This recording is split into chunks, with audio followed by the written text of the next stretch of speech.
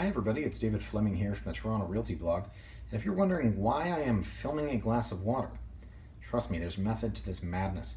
Water, ladies and gentlemen, is one of the worst things that can happen to a home. But believe it or not, it can mess up your condo too. Our dishwasher began to leak unbeknownst to us. Very, very, very slowly. Now let me see if I can edit in that video.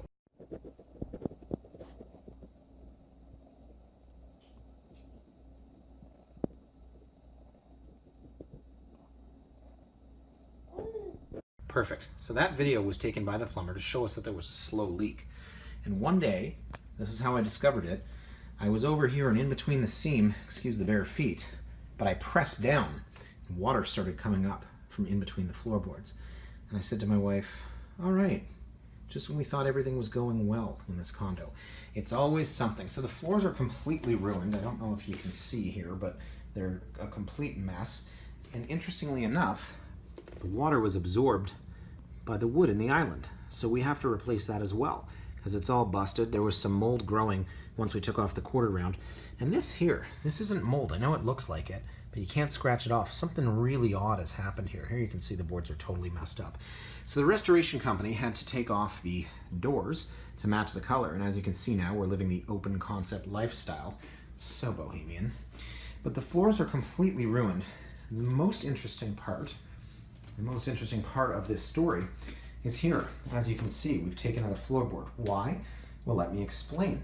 As the floorboards started to absorb all of the water, expansion, contraction, that fun stuff we didn't listen to in grade 9 science, and guess what? These floorboards kind of picked themselves up a little bit. So my wife one day was trying to leave the condo.